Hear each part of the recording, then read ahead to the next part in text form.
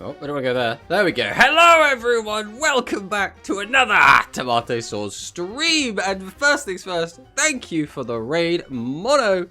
Welcome. Obviously, we were chilling in Mono's stream a little bit today. We're doing exclamation mark Mono because Mono is the GOAT. Unfortunately, had a little bit of bad luck today on the ladder. But today is an interesting day. We got the ban list.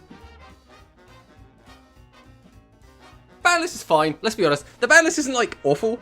It's also not fantastic. I think it's like fine. It's like we're addressing a deck that's been around for a very long time. It's very oppressive. In my opinion, it was still the strongest deck in the game. So addressing it is a good thing. And we did hit it how I thought they were going to hit it, but not how I wanted them to hit it. So we'll see how it actually ends up shaking out. That being said, we also did get some speed hits, which, again, I'm not, like, super well-versed in speed. So I'm not the best person to ask about that, but some of the changes were interesting. I don't know if the Orcus stuff is going to really change much. And I do think the Orcus list that I was playing is so just beyond outdated now. I don't even know if that list could cog anymore. The old Fluffle Orcus, you know. I'm not sure about that. But we have also got a couple of other things to talk about as well. We do have this character duels thing, and we've had this data mined previously. We've had, like, I don't know, like a currency and like some settings and stuff data mined for this, and no one really knew what it was. And I still don't really know what it is, but we're going to take a look at it. I also want to go through the GRF a little bit because we didn't cover it super in depth. The last stream we did on Tuesday was quite rushed. Ignore the pun. And we didn't get through everything we really want to talk about, and we actually went over by like half an hour. So like, we're going to try and like talk about my experience in the GRF, talk about your experience in the GRF, talk about the results. And Dwan also did, I believe, consolidate a lot of that information and now has like a breakdown, which I did grab a screen grab from, I think it was Grand server, and so we can take a look at that as well. We also have a little bit of Pokemon Champions news. I think there was a couple of people had like exclusive access to it, and you know, they made some videos on it. I did want to watch like a video on that and just see if there's any new news going on.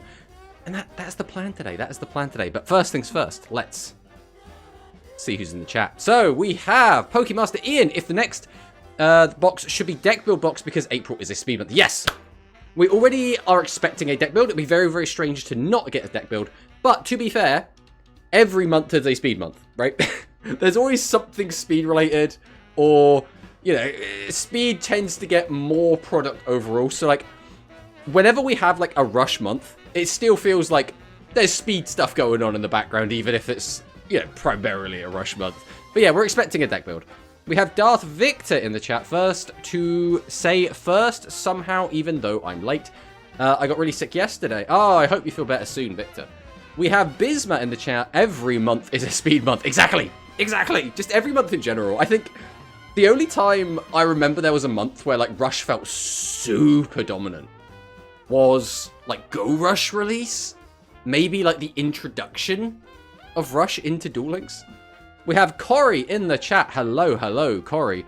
Technically speaking, months of blah, blah, blah. I took a random date, 28.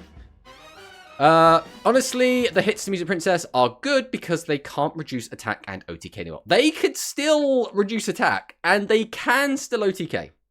But they're going to be doing it a lot less. And that is the big, big difference. They can no longer do the double action play, which is like the easiest way to OTK. They can absolutely still OTK. It's just going to be not as frequent, let's say. We have a human Portuguese dub fan who did raid over. Hello, a human Portuguese dub fan. Hello. Let's try and catch up a little bit. Appleman. Wait a minute. Apple's not here. Where's Apple Tree? We have Icy Gamer in the chat. We're doing exclamation mark Icy as well. With a yo. Hello, Icy. We did also watch Icy stream earlier as well. So we did check out him playing Master Duel, playing some of the new hero stuff over there, which did look pretty cool. All speed limits make sense. Hello, Ursus as well. Welcome on in. We have Dwan in the chat. Hello. Fluffy Orchestra hours. Surely it worked. Horus. Oh, Horus. I read that as hours for a second there. I don't know how good the Horus stuff is. Like, I've seen people are playing it. I haven't played with it or against it, so I don't really know how good those cards are. Or that engine, I guess we'll call it. I won't ignore the pun, I love the pun. I shared my spreadsheet with top 100 on my Twitter as well. Ah, there's a spreadsheet. Is this your spreadsheet, or is this like someone else's spreadsheet that you've commandeered? I mean, either way, it doesn't really affect my bottom line, but let's have a look. GRF top 100 deck lists. We'll grab this up as well. We'll take a look at this as we go through. And obviously, we'll give full credit to Duan when we do. What have I done? How have I managed to not grab the URL? There we go. There we go. Alright, anyway. I see. How's the new Heroes box? We have Neo X Noah in the chat. This is Tomato to take in. Also, Oi Tomato. Hello, Neo. Welcome, welcome. They should have hit Miracle to 1 and Descent to 3 heroes with 4 draw cards and 3 wingmen to go into Shining. The thing is, if you just put Descent to 3, what does that do? It just takes Descent away from the hero list and that's it. And they're only playing 2 Descent anyway most of the time. I think Descent to 3 makes sense if we're moving circulation to 2 or to 1. I think just doing it willy-nilly with no like forethought just seems silly. I don't know. I don't understand the hit outside of we're just going to take 2 spell cards out of heroes and it's not even like the biggest offender of them. Horus Orcust is fine. Is that like an actual deck though? Or is that just like... Because in my mind, both Horus and Orcust are like engines. Neither of them are like a full up type on their own. At least that's how we've been using them in Duel Links lately. So, I don't know. Mine, I see. I'm writing in the background. Ooh, so I'm guessing Volt is going to be putting out a note today, maybe tomorrow, about the changes. That's what I'm expecting. I did already see some of your thoughts on Twitter. Hello, Moon Knight. Welcome on in. I gotta go. Sadly, Horus Orcus are just a deck that exists. Yeah, but what does that mean? Like, it's 2 engines. I don't think either of them have like a real skill. So I have no idea what that actually looks like. Anyway. Let's hop on over and start talking about all this cool new stuff. See how's stream is doing before I go to bed. See, that's the funny thing, right? Obviously, it depends on where you are in the world. For me, it's middle of the day. Like, it is 1 p.m., right? So for me, I'm like, yeah. But for some people, yeah, it's bedtime, or they're just getting out of bed, like, depending, you know, the Americas, for example. But, first things first, let's talk about character duels. Because I don't know what this is. This, again, we've had this stuff data mined a little bit by Piper. So, again, huge shout out to Piper. I don't know exactly what this is, so we're going to have a little read and see what this is. Konami have announced a brand new event/feature on their Twitter account. So this is what they've tweeted. Character deck battles start in 4 days. Enjoy duels with decks just like in the original. Today we're introducing decks from DM World for Yamayugi, Seto Kaiba, and Joey. Skills will be introduced in the replies. Okay. So, the standout here is that we have offerings to the Doomed, as well as with a bunch of Xyz cards with some modern DM support. Like, now this isn't like a real DM deck. This is obviously a lot weaker than usual, but it's interesting. Then here, again, the card that really stands out here to me is Reigeki Break. Okay, I guess. And then for Joey, we've got the good old MST. Who doesn't love a good old MST? We've randomly got DD Survivor in here. And yeah, I guess Guildford's just hanging out. Guildford thinks he's part of the boys, I guess. Sure. It's very strange. And then we get these skills, which unfortunately are posted in Japanese. So I'd have to, like, translate these. They run draw skills like the dark draws, etc. So like the kind of nothing skills. 2 p.m. here. Yeah, for once a streamer I can actually watch live most of the time. I aim to please. Just discard a card, draw 2 to 3 cards.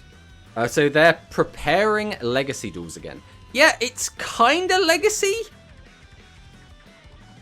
I don't, like, we already have Legacy Duels, and since these are, like, named differently, I'm guessing they're going to be different, but... Pretty much B and DM from DSOD era. This is kind of like Duel Links retro format, which sounds cool. But what are these skills? So let's start off by copying this. We'll go to, I don't know, Google Translate. Boop. We'll go images, paste from clipboard. Let's see what this is. So Magician's Trigger. Once per duel at the start of your main phase, if you have Magician's Navigation in your hand, you may reveal one of them to your opponent and activate this effect. Set that card to your field, add Dark Magician from your deck to your hand, and if your opponent chose a monster, you can activate the card set by this effect during the turn of set. So is this like... Is this sort of like we're keeping a lot of the modern cards, but we're making the skills a lot weaker? Is that sort of the gist we're going for? Because like Duan said, it's kind of like Duel Links retro format, which I think is like a neat idea on paper. But like, I look at these decks. I mean, to be fair, this Joey deck, this is pretty retro. But like, I look at this Kyber deck. I don't know. This doesn't feel super retro to me. I look at this Dark Magician deck. I'm like, again, this doesn't feel super retro. But I guess it kind of is in comparison to the current format. And it's just not as retro as Legacy Duels, right?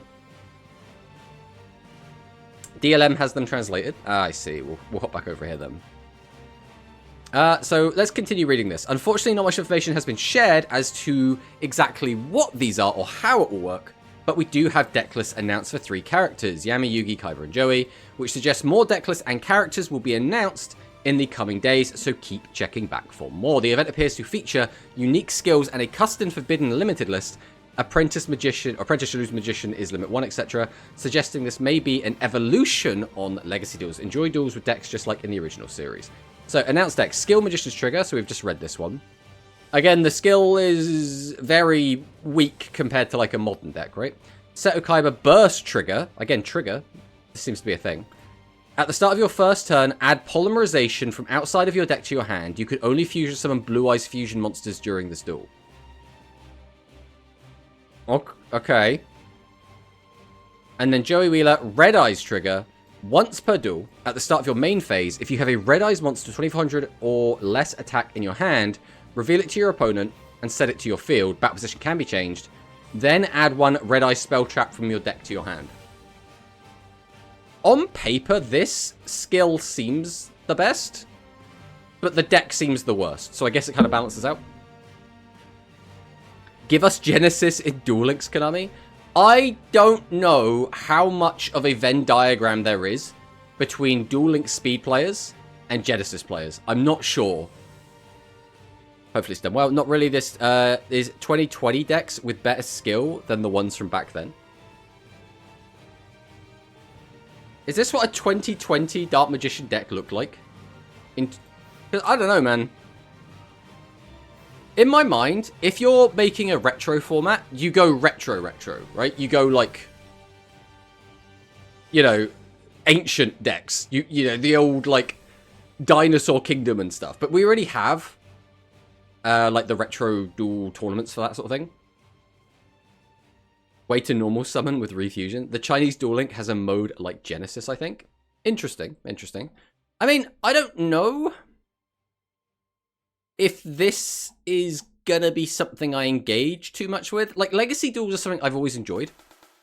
But, like, Legacy Duels always gets ruined by something. There's always some degenerate deck. There's always something that spoils it. I don't know what's gonna happen with this. I'm curious. I'll be curiously optimistic. We'll see if anything does come of this. They already did retro before, though. I mean, the other thing is, it gets weird is, like, what is retro these days, right? So is Konami trying to shred its skin from retro to modern, forget Takahashi Vision, bring the modern on their doors, or what? I don't know what you mean by that, Dismumi. But I think they're trying to capture a middle ground between what Legacy Duels were and what modern is now. And they're trying to find something in the middle. I do think it's a bit weird. Enjoy duels with decks just like in the original series. I'm not really sure what that means. Outside of original series could just mean DM. And it's just like, let's just take cards that were used in DM and duel against each other with them. And then you could, like, apply that to all the other series as well. Hello, Promanicus. Welcome on in. Yeah, I don't know. I'm not super excited for this, but we'll see what happens in 4 days. We'll see what happens in 4 days when this comes out. So moving on, we have this. This was Duan's post from yesterday, March 2026 GRF Top 100 Breakdown. So 84 out of 100, with 33 Red Eyes Meteor. That is about what I expected. I did expect Red Eyes to be the majority, as in, like, have more than anything else. Not as in, like, a majority as in it was going to be 51 plus, right? This is, again, within expectations. Then Music Princess right behind it. Again, expected. Hero right behind it. Expected. Then High Tech Dragon. That is about what I was expecting. I was expecting a bit more Aqua. If I'm being honest, I was expecting something like 10 Aqua. So the fact we only got 4 Aqua here did surprise me a little bit, but it's not too shocking when you figure in that Red Eyes and Hero have pretty good matchups into Aqua. So, again, nothing too shocking. Then it's what? Metarian 1, Noodle Ninja 1, Turbo Destiny Draw 1. I think the real surprise here was the Roman Cassidy, if we're being honest. Like, Metarian, I'm like, yes, it's not necessarily the same kind of power level as everything else here, but it's a fine rogue deck, right? I don't know how I feel about all the psychic decks, though. But thank you for the follow, Superior. Welcome. I think they're trying to make it more like you're playing as the character without all the modern day generic slop thrown in. Kinda. I guess that's also sort of what Legacy Duels is, right? So obviously they're trying to go further than Legacy Duels, but not too far. It's kind of how I'm seeing it, right? On his spreadsheet also has the breakdown that's updated. Okay, let's have a look at that then, because we do have it over here. Nope, that's not the correct thing. Bam. Okay, updated breakdown. So we had 31 or 34 Meteor. We had 31. I mean, what's changed? We've changed. One deck has changed. Roman Cassidy is still unknown. Archive, we still have 14 instead of 15. So one of those unknown skills was found out to be Red Eyes. So nothing too crazy in here. What I really want to see is the Roman player. I really want to see what the Psychic deck is. This is what I want to know. What was... Alright, I think most of us are going to assume this is probably the Friend, right? I think that's probably the strongest version of Psychic. But I still want to know what the heck it is. So where was the Metarian player? I know that he was going up and down a lot. Look, it's Duan! Man, I love this guy. Who doesn't love Duan? Was this the noodle list that we were piloting? I still think it's wild that there's only 2 special flavor inspector. That's actually wild to me, but I get it. At the same time, I'm not sure I agree with it, but who am I to disagree? I could do a search. I guess we'll search for it quick. Metarian. 17th. Let's take a look. Oh, this was Act. Of course it was Act. Of course it was Act. No, I don't want to sign in. All right, we can't look at this. Well, I mean, I can look at this. I just need to move it to my other browser where I'm signed into Twitter. Why is this, like, locked? Wild to me. You could please function. There we go. This was the list. So only 1 type change beam. That's the big thing, I guess. Nothing else really matters in this list. It's just how many type change beam they're on. Roman with V-Friends was a surprise indeed. Yeah, I saw a bunch of Aqua, but won every single game against it in round 2 with Red Eyes. The matchup was really easy. The thing is, there is a difference, though, between top 100 games and not top 100 games, right? In top 100, you're expecting, like, the best of the best. In, like, you know, top 500, top 1000, you're expecting jobbers who you're going to just clap very easily. Which is why, like, there are a lot of people saying stuff like, oh, Red Eyes isn't that good. I beat it all the time. And it's like, okay, but what rank did you end at? And it's like, yeah, like 2,500. And it's like, well, you probably weren't playing against the good Red Eyes players. I don't know how to tell you this, but... two bad matchups, the best two decks. Legacy was boring. Cards did too little, not interactive enough. Modern does too much. Could be a good balance. Potentially. Turbo Destiny is Wind deck, correct? Yes, it is the weird, like, OTK. It was like a slot pile. V-Friend is known. From what I've seen, people encountered the top 100 player on stream. I played them as well. I heard it's V-Friend. I know the build. I played against the V-Friend during my run, yeah. It's V-Friend Roman, faced it, and lost after they decked themselves out. I got top 1k with V-Friends fairly easily in about 40 games. I mean, let's be honest, guys. I don't want to come across as like a dick. Top 1000 in Rush is basically free, right? You just have to like play some games. I got top 500 doing almost nothing. I barely played. And I got top 500. I was like, I could push higher. I don't want to. Realistically, I was like, eh. The fact that Noodle lovers tried their best to prove they are up there is bonkers. Noodles, again, Noodles is fine. Like, Noodles is a okay deck. If you did straight up, if we just removed Red Eyes Meteor, I think Noodles would jump up to like fifth best deck in the game. I think it would just immediately jump up to like the 5th best deck.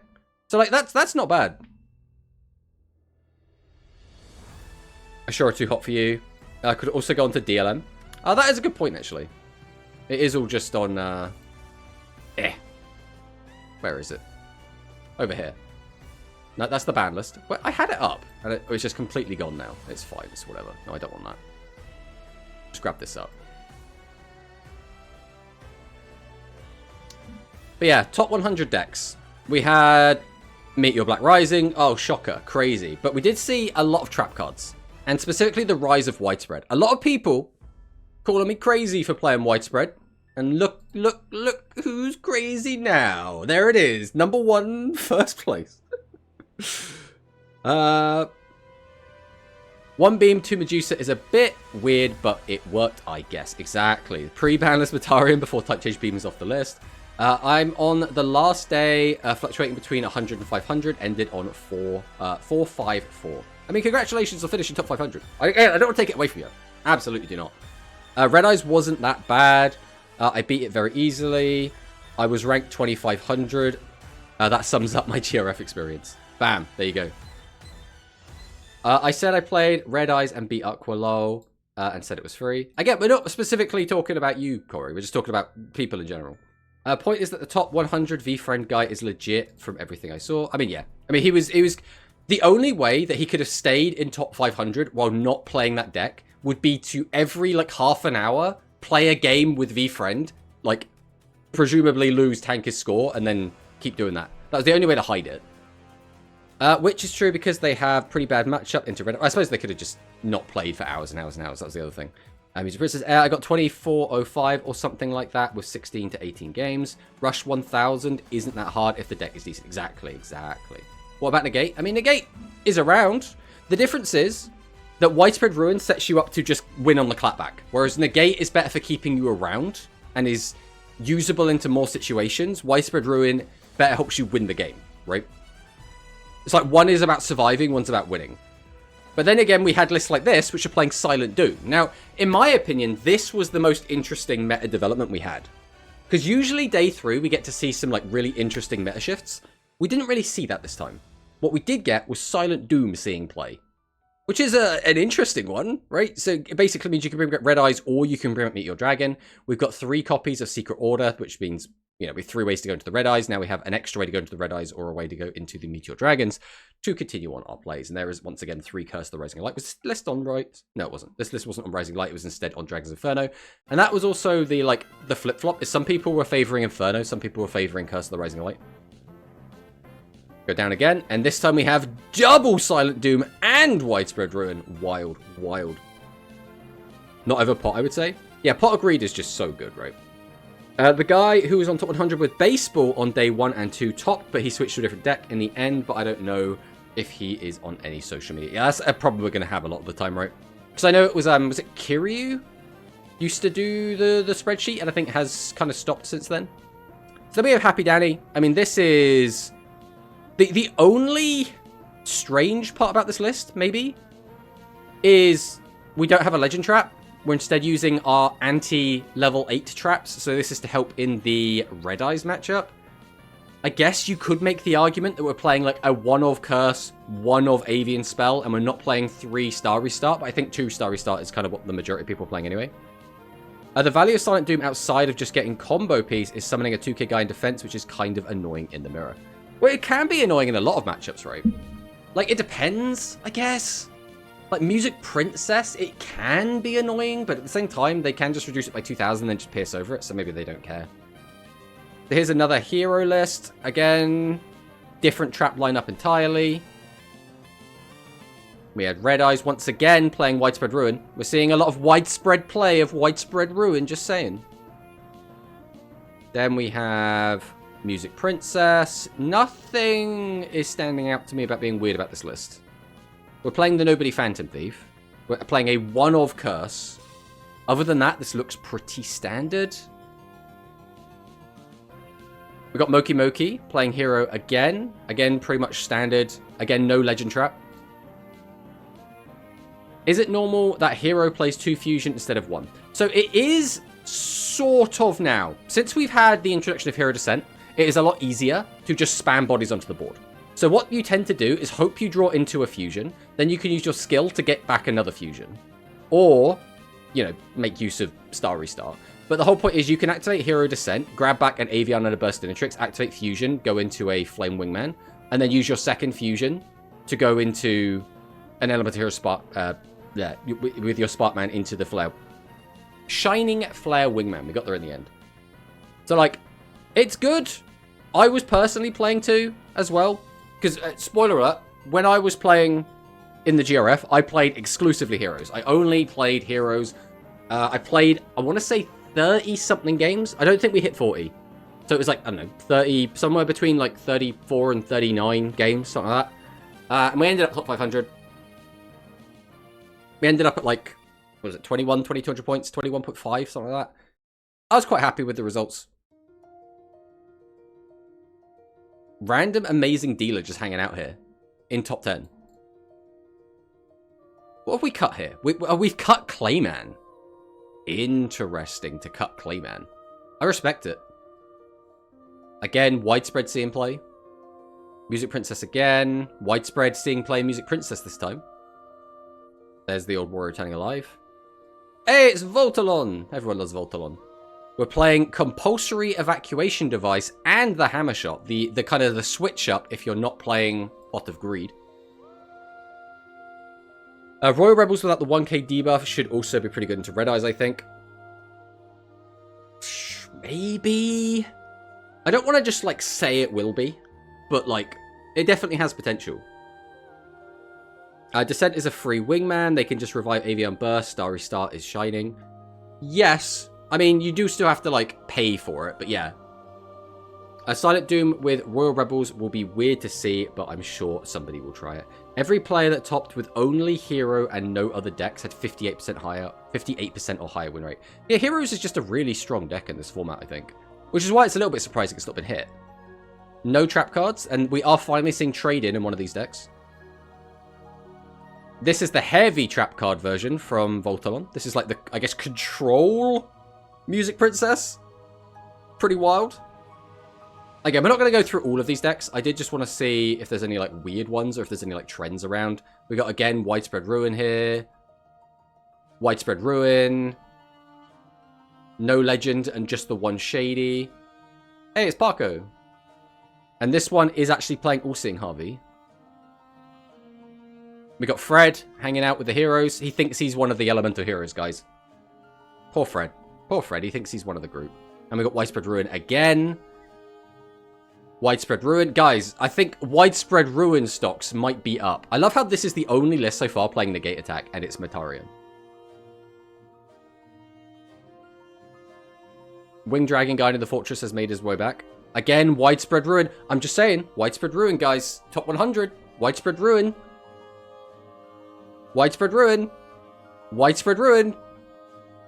No traps.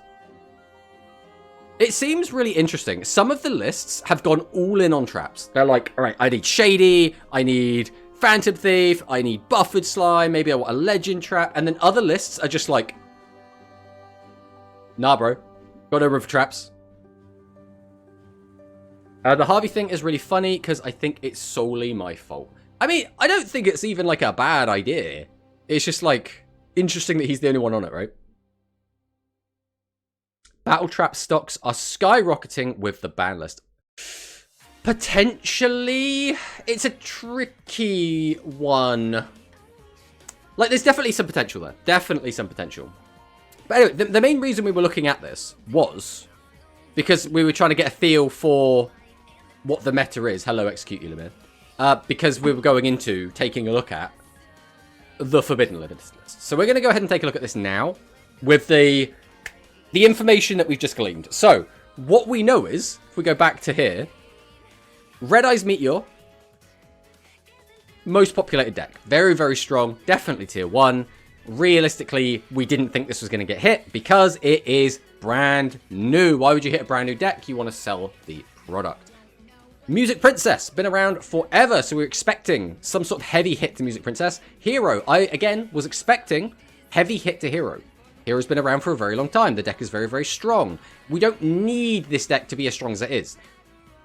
There is a caveat, which we will get to when we talk about the actual changes, but I understand why this wasn't hit. High-Tech Dragon, again, I don't think High-Tech Dragon necessarily needs a hit. It's more, if we nerf everything else, I think we should have nerfed High-Tech as well. Gradius, again, didn't really need a hit. Aqua would have needed a hit, in my opinion, if we nerfed everything that beats Aqua. If we murdered Hero, you have to nerf Aqua as well. That's how I look at it. Matarian, whatever, right? So, taking a look at the actual changes themselves. I mean, we'll come back to the speed stuff afterwards, because we're already kind of in the rush flow. Action Melody to 2. And Turbadish, or Tubadish to 2. This is something I predicted. So, yes, I do have an inside source with Konami. They did let me know ahead of time that they were going to be hitting these. For Shaw's no cap. But this is a very significant change. But I've seen people have completely opposite takes. I've seen some people say, this is going to do nothing. Music Princess is still going to be the best deck. And I've seen people on the opposite side of the fence say, this is going to absolutely obliterate Music Princess. This deck is not even going to be rogue anymore. This is going to be completely unplayable. And in my opinion, I'm like, I think both sides of the camp are extremely... They're very polarizing, right? They are very radicalized, it feels somewhat. I think this is going to knock the deck down a little bit. I think this is definitely not going to remain a tier 1 deck. I would be very surprised if it did. Whistling Bird, subscribe for 6 months. Hello, hello, Whistling Bird. Welcome, welcome on in. But yeah, I think this is probably just subscribed for 6 months. Gonna be down to tier 3. Duel thing? Did we talk about the character duel thing? Yes, we have. We basically came to the conclusion that it's not super exciting, but we're gonna give it a go. That was kind of our takeaway from it. Let's try and catch up with this now.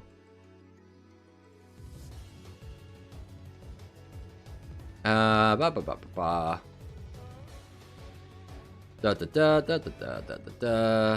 read that. We've already read that. Widespread is probably because pot. What does that mean? Because Pot of Greed is seeing play anyway, but people were on Trap Hole. So widespread because pot is kind of weird. Matarian can't play pot, so they use negate. That makes sense. I get that. We have Zaki Boys in the chat. It's either widespread or Trap Hole. Exactly. Exactly. True. No one else played Harvey except people I were in contact with or people who reverse engineered my deck. Well, there you go. They got to stop stealing all your ideas. So overall take on this GRF and how it impacts our current meta. I think my overall take on the GRF was fine. It was a little bit explosive, but I don't think that's going to change. I think we've reached a point where decks are just going to be murdering each other on turn 2 and turn 3 and turn 4. And I don't think we're in a position where we're going to pump the brakes on that. I feel like as we introduce new decks and new skills, we're just going to keep killing ourselves in different ways early into the game. That's how I feel about the GRF. Not all Red Eyes cards are brand new, though. I mean, you're not wrong, but they still don't want to hit the deck in general. And the only cards they realistically could hit would be Red Eyes Moon, which they're not going to hit. Why would they hit Red Eyes Moon? It would just hurt the deck's overall consistency. It would hurt the way that the deck plays. They're not going to hit the skill, apart from the fact it's new. The skill isn't actually super great. It's just fine. They're not going to hit any of the new cards that are now in the deck. So that leaves, like, just the Red Eyes Black Dragon, which, again, I did have in my wish list, but they didn't hit it. And I didn't really expect them to be honest. Now you can mold if your opponent summons Turbadish turn 2. Exactly! That's what we want. We want to get angry because our opponent found the one-of. That is exactly what we want. Please don't ever say that again. You can't make me. This ban list was made directly for me. Thanks, Konami. Real. Which side are you on? I mean, you already know my side. Having only one of both helps control the duel a bit better now. It will still be a decent deck, but will knock it down to low tier 2, high tier 3. Yeah, that's kind of what I'm saying. I have a similar take to Corey here. What is the character duel thing, though? It's just... like, they haven't really told us. By the looks of it, you will just pick a character, be given a deck with a kind of crappy skill, and then you'll just duel against each other. That's what I expect it to be. Widespread because of Red Eyes, pop a monster, mirror or gambit and OTK. Bad on field, it punishes hard. Yeah, I mean, that's literally it. But I thought it was just weird to say, like, it was in there because of Pot of Greed. Just seemed a bit weird to me. Now, Fusion Cancel would be a neat tech versus Red Eyes. I think it is. The problem is it's going to be kind of mid into a lot of other matchups. And you don't really want to be playing cards that are super niche out to specific decks, ideally. Probably some side PvP event, like Duelist Kingdom, Legacy Duels, Riding Duels. Yeah, basically. Also leaves Secret Order or Curse as bannable. I don't think we're going to see anything get banned, personally, but it is what it is. Overall, I am happy to see this change. Realistically, the most obnoxious Music Princess is when you summon out, like, double Turbadish, use the effect to get everything back, turns your skill on, then you get to go into action, put Fusion back on top of the deck, use the effect, draw it out, then you activate it again, make a second action, reduce the attack of your opponent's monster by another 2,000, and it's just not very fun to play against, and it's very easy to get OTK'd. I think this will reduce the effectiveness of this deck by quite a lot. Now, that being said, if we go back and take a look, right, this deck has been obviously really, really popular. It's really powerful. It's been doing quite well in tournaments. When did it get its buff? Because we're sort of, not exactly, we're sort of going back to, like, pre-release of Action and Turbadish, right? So this is how it was doing before, right? This was pre-Turbadish release. Now, think about it like this. It's going to be sort of this performance, but it's now going to have one copy of Turbadish and one copy of Action Melody, which means it should theoretically be doing slightly better than this. That's the way I kind of look at it. Limitable then. Yeah, that makes more sense. Speaking of side PvP events, man, Special Duels and Duel Carnival were abandoned. Rest in peace. Rest in peace. Hello, Tomato. Is Music Princess dead now? Realistically, I don't think so. But again, it depends on your definition, right? Because I think a lot of people will be like, your deck is not tier 1 or tier 2 anymore. Dead. If it's not there, it is now awful. It is a dead deck, completely useless, no point in playing it. Whereas in Rush, we do get to the point where our high rogue and rogue decks do still top. They still have a chance to, like, win a tournament. Now, it's not a great chance. Let's be honest. If a rogue deck wins a tournament, everyone's yapping about that, being like, that was crazy.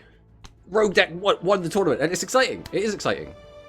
But I don't think, like, a deck is just completely dead because of that, right? On DLM, you can see when Turbadish was released. I mean, it's fine. We wanted to see the tournament results, not the release date. So it will become new heroes, basically. What do you mean? What do we mean it will become new heroes? I don't understand what your statement there means.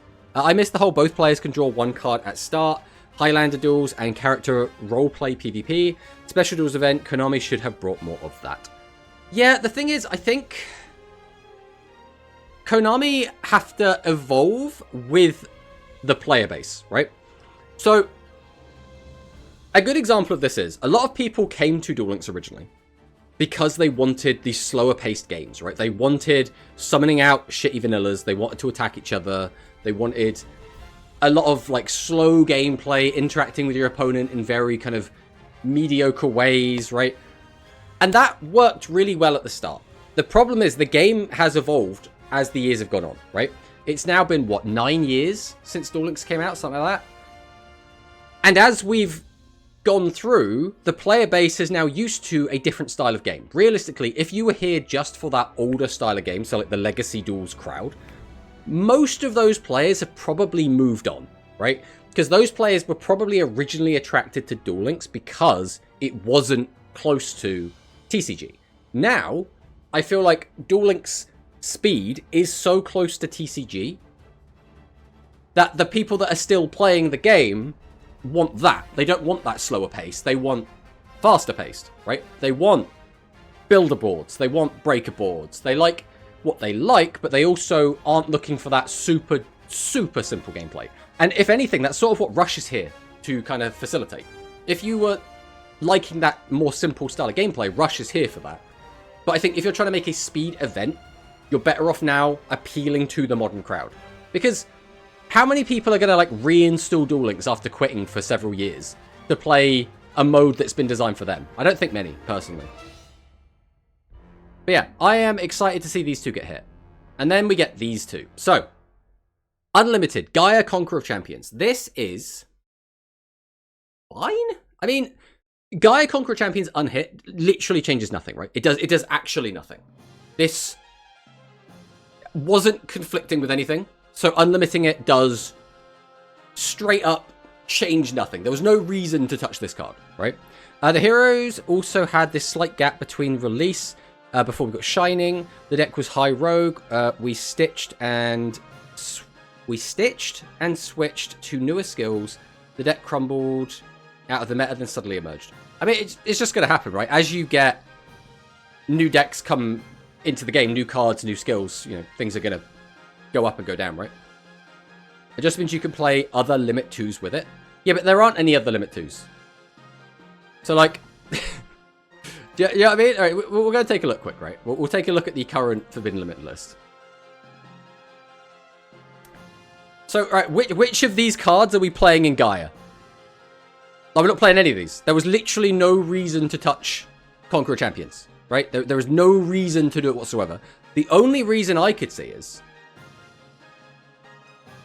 because we potentially are going to be releasing new Gaia cards into the game. Now, we do already have Battle Tested as Limit 3, and this is what I wanted to see unhit, because then maybe we could have like done something interesting with it. But that didn't happen. So, obviously, they're deliberately keeping Battle Tested at 3. Gradius Dirt. I mean, yeah, play Vic Viper beginning with it. Slight gap is what, a year and a half? I don't think it was quite that long, but it was, like, substantial. I think it was, like, at least 6 to 9 months or something. But I could be wrong. Gaia Gradius. Hello, shall we as well? I saw you message earlier, and I completely didn't clock that I should give you a shout-out, so there's the shout-out. There you go. There you go. Vic Viper still Limit 2 sad. I mean, again, it's fine. It's not the end of the world. Like, the deck's still performing okay. Like, it's fine. But what I predicted, if anyone's watched the video I put out this morning, is that Gaia Conqueror Champions could have gone to Unlimited because we might be getting more Gaia support in the near future, which I think would be really cool. Now, this doesn't necessarily mean it has to come out immediately. Like, it doesn't have to come out in the next box that comes out, but it could mean, like, before we're planning to have another ban list, we might be releasing some Gaia stuff. So it means that we could get, for example, in our big May update, there could be some Gaia stuff in there, which I think would be cool. Like, I really like the Gaia deck. Gaia is, like, a really awesome deck. Now, as for the cards we could get, that's where it gets a little bit trickier, because we're not going to get any of the ritual support, so none of that's going to come. We could get the field spell, to be fair. We could get this. And then the other things that I think we potentially could get are going to be this Curse of Dragon, and that's probably it. These are the cards that we're still kind of missing, right? So, Dark Battlegrounds, a field spell. While this card is face up in the field zone, face up monsters on your field with 2100 original defense gain 500 attack. And if Gaia the Fierce Knight or Gaia the Dragon Champion attacks a defense position monster, inflict piercing damage. So this is already pretty good. First things first, this means that your Gaia is now 28. And it also means that your Fusion Vanilla Gaia is now 31. Both now have piercing. Very, very strong. This also, very funnily, works with any monster with 2100 defense, which includes Dark Magician. So this is also Dark Magician support, which is very funny. But as well as that, this is the much, much more important card, Veteran Curse of Dragon. So if you have no monsters on your field, you could special summon this card from your hand face up to your field. So it's a... I guess the closest thing now is going to be Meteor Drake, because it's not quite a Cyber Dragon, because you can do this on turn 1. Send the top card of your deck to the graveyard. This card's name becomes Curse of Dragon. Then you can fusion summon by shuffling this card from your field and one monster from your field or graveyard into the owner's deck as material. Now, you can use this to go into a Summon Skull fusion, but obviously we don't have that yet. But what we would do typically is use this with the vanilla Gaia the Fierce Knight, which is a lot better to play than battle-tested Gaia because it's a vanilla level 7, which means we can summon it using... I mean, two things, right? We can summon it using Monster Calling, and we can summon it using Secret Order. So this would suddenly... Just the release of this one card drastically changes the way that you play the Gaia deck. And if we got both of these cards, that could change a whole lot. Imagine we actually got both of these cards. I don't even know if we'd need a skill update. I think these two on their own would make that deck somewhat playable. I don't know how playable. I don't want to, like, oversell it. But this card's really good. Hi, how is everyone? Hello, Islet. Welcome, welcome. With all the 7s being mentioned, reckon we'll be getting Ship. Ship is an awkward one. Because we have Saturnus now. We have Trading. We also have a lot of our other consistency tools. We've had Circulation for ages, right? We've now got Cornfall. We have so many consistency tools. But Ship is like a weird one. I still play Gaia? How is Gaia? Because I personally haven't touched Gaia in a very long time. The last time I played Gaia was the Heaven Gaia build, which was the, like, silly OTK build. Chat, Tomato is overselling. I mean, we're always oversell. Always hard sell. But, Mismatched Rivalry. This is also sort of Gaia support if you squint at it. Now, realistically, this isn't Gaia support. This is just bad. But it does bring back a level 5 or lower normal monster, and Curse of Dragon is a level 5 or lower normal monster, so just saying. Just saying. Especially if we get Ship theme, and if OCG updates and gives more treasure cards soon, that could happen in Duel Links. So, Ship is a weird one. If we go look it up quick. So the card itself is already pretty good, right? So send a monster from your hand to the graveyard, draw a card. So if you're completely bricked and you don't have any 7s in hand, you can still use this to try and find something. All you need is a monster. None of the other cards do that. Charm of Saturnius, or it was called, doesn't do that. And Trade-In doesn't do that. You have to have a 6. You have to have a 8. This you can use without a 7. So already it's quite good for that. If you do send a level 7 monster to the graveyard, you can draw one additional card. Okay, fantastic. Now, this is the scary card. So, Deity of 7 Treasures, Ryozai. So, this is a 2700 defense monster, level 7. If you have a monster with 2700 defense in your graveyard, or Ship of the 7 Treasures in your graveyard, you can special summon this card from your hand face up to your field. So, this card is a 2700 wall that you can get out for free. Face up level 7 monsters on your field and face down spell traps on your field cannot be destroyed by card effects. Now, we do already have Overrush Storm, which is sort of setting the playing field up for a card like Ryozai coming in, right? Because we already have a way to get rid of your opponent's back row, even if they're protected with Ryozai. On top of, we do currently have Noodles and Red Eyes, which do just come in and pop cards out of the way. If Ryozai does come into the game, this is actually a really good counter to Red Eyes.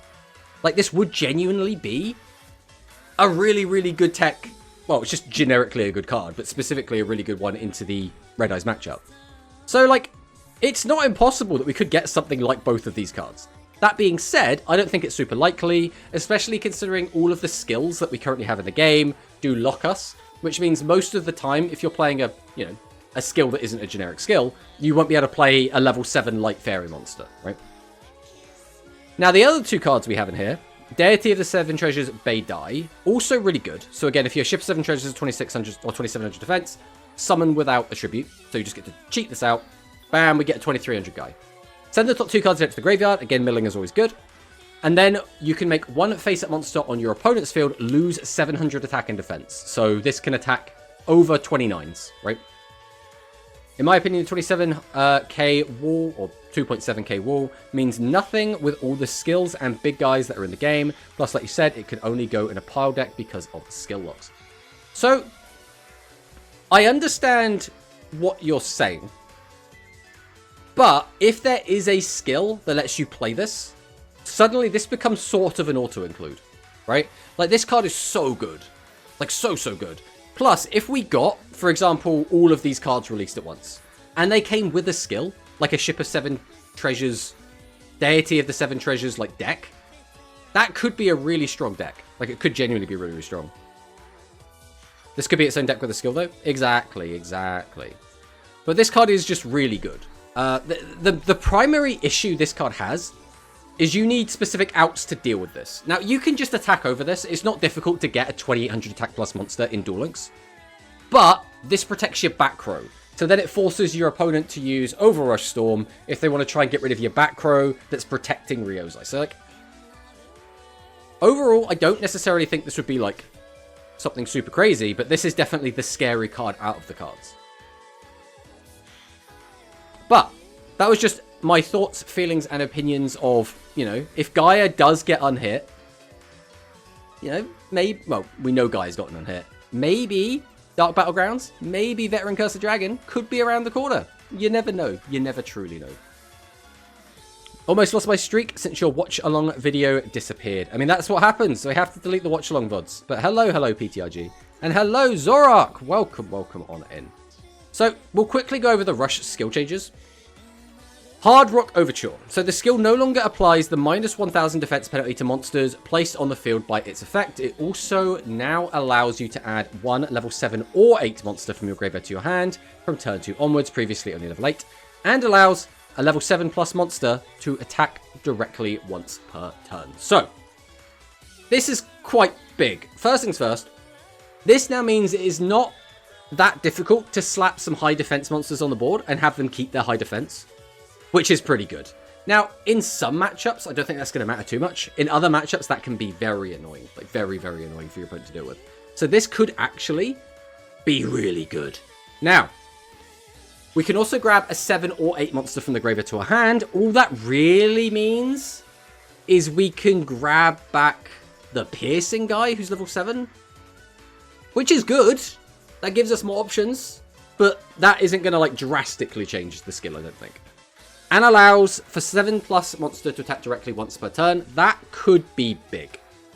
So, a lot of people are looking at Doom Metal because you could, like, wipe your opponent's board, burn your opponent for some, attack them for 25. That's pretty good. What you could do, though, if your opponent has, like, 1 face-up monster, maybe even 2 defense monsters, all they need is 1 face-up. You summon out Heavy Metal, pop their monster, gain the attack into the other 2, and then Heavy Metal attack directly. That could just be lethal on its own, which is pretty good. Thank you for stopping music.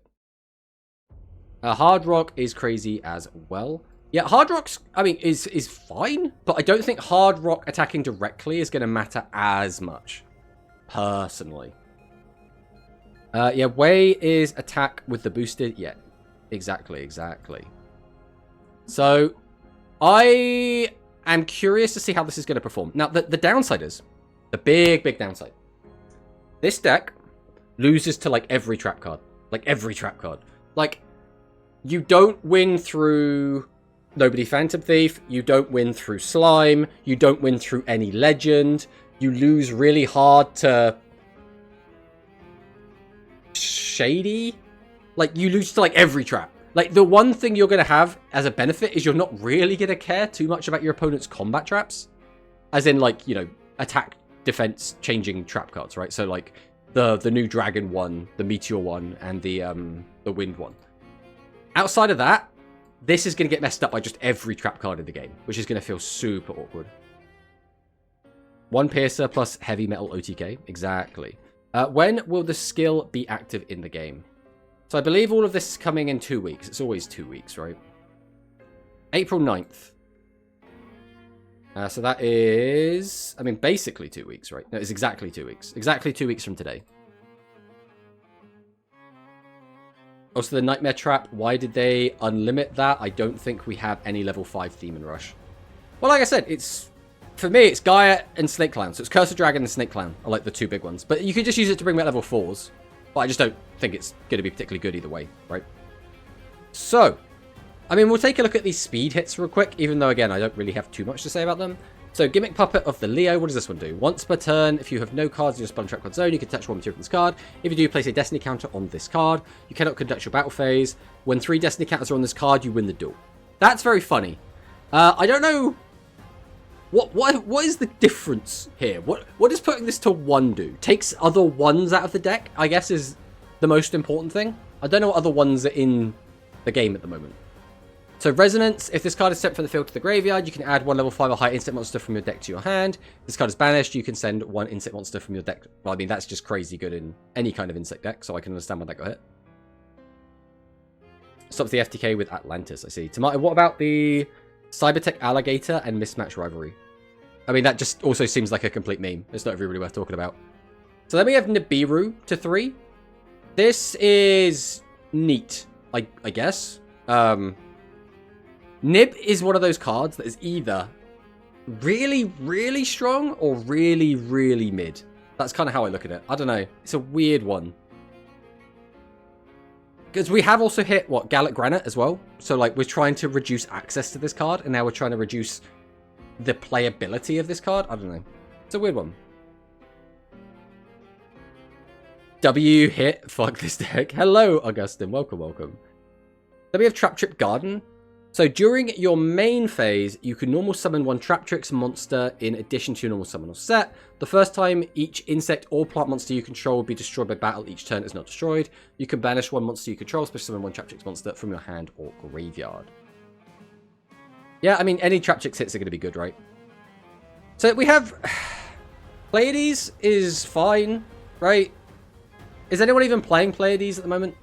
Like, would people play this now that it's unlimited? Like, it was at limit 1, so, like, any deck playing a limit 1 wouldn't play this anyway.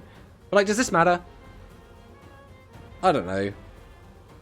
Orcust cards, I think it's about time these came off the list. But, again, I don't think this is going to have, like, a huge impact. And then Warbler is whatever, right? I don't really got much to say about Warbler. I don't really like Lyrilusks. It's not really a tomato deck, you know what I'm saying? The Traptrix hits don't do anything. Well, it puts a limit 3 on them, right? So now if they want to bring out any limit 3s in the next set, it could keep them from that, right? But we'll have to wait and see. We will just have to wait and see. Sidra and Eldritch makes him, but nobody really cares. There you go, then. Alright. Let's quickly jump over here. So this was my wish list and my predictions for what I was hoping was going to happen. So we did get the Turbadish and the action right, so congratulations me. Unfortunately, Miracle Fusion did not get hit down to limit 1. The only thing this would have changed is take Pot of Greed out of the deck, which would have been nice, but at the same time, doesn't really matter, if we're being completely honest. I think we are going to go ahead and put the desk down as well. I think it's about time to have a little sit down. Oh, actually, one thing I will do quickly, I'm going to open the window quick.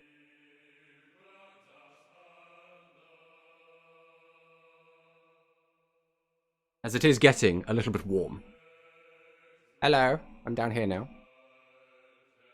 But I do think it is going to be interesting seeing how things go.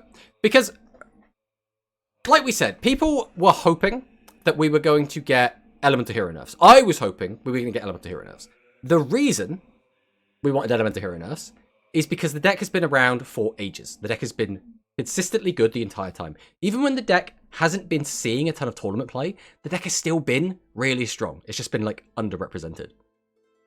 Cyber Dragon or Photons could run Pleiades. I see. Hello, Duke. Welcome, welcome. It removes access to Nib, so how do you don't fear going second or first into them? There you go. A no-noodle skill buff, devastated. Oh, it's not, again, it's not too surprising. But, so the reason we wanted to see heroes hit, again, the deck's been around for ages, the deck is really, really strong, the double Shining Flare Wingman play is really, really good. Now, the issue with hitting the decks as we wanted to, so for example, if we got our wish list, if we got all of this stuff done, right? What this list does is we nerf every deck down to like tier 3 levels, maybe a little bit lower than that for some of these decks, right? You put them to like down to tier 3, maybe High Rogue, except Red Ice. So this list balances, in my opinion, attempts to balance everything except Red Eyes. Now that has a knock-on effect, which means Red Eyes is now the only good deck in the game. And now it just bullies everything, right? So I think by hitting just Music Princess, they have said, okay, we understand Red Eyes is a problem. And we can't just nerf everything. So we're going to leave everything else pretty much as it is. And we're going to see what impact this has on the meta. Now,